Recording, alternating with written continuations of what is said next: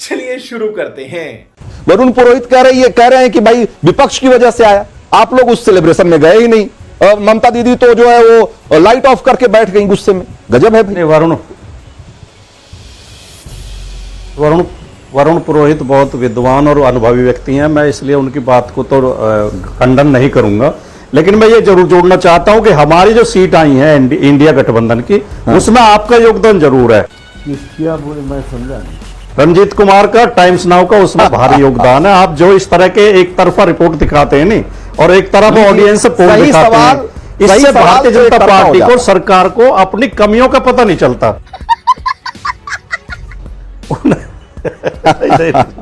नहीं, मैं कह रहा हूं आप उन्हें भ्रम में बनाए रखते हैं, उन्हें लगता है हमारी तो जय जय हो रही है सारे में। क्या बात है सर, क्या बात है सर। इसी तरह आप पूरे चुनाव दिखाते रहे, उनकी 400 के आसपास सीटें दिखाते रहे, उनकी जमीन खिसक चुकी थी।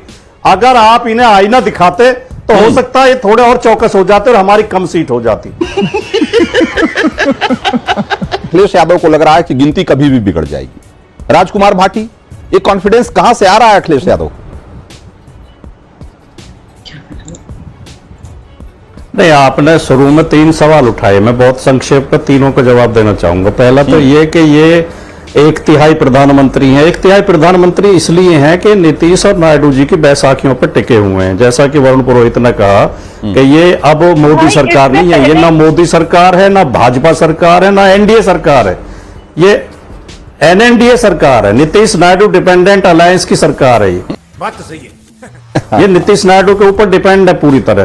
दूसरा आपने सवाल उठाया कि मोदी की हार क्यों मान रहे हैं। मोदी की हार इसलिए मान रहे हैं, मोदी जी ने नारा दिया था कि बीजेपी 370 और बीजेपी की आई 240, यानी 133 सीटें कम आई हैं, जो मोदी जी चाहते थे, जो मोदी जी ने देश से मांगा था, जो मोदी जी को उम्मीद थी।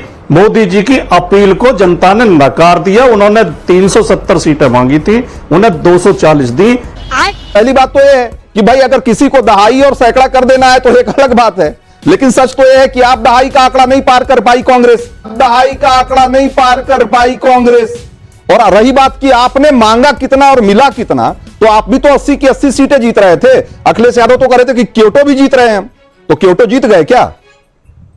तो 80 में 79 कंफर्म कर रहे थे, जीते तो नहीं ना। तो माफी के साथ कहना चाहता हूं, हाँ, एक तो माफी के साथ कहना चाहता हूं, आपका गणित बहुत कमजोर है। दहाई का आंकड़ा 10 पे हो जाता है। गजब बेइज्जती है।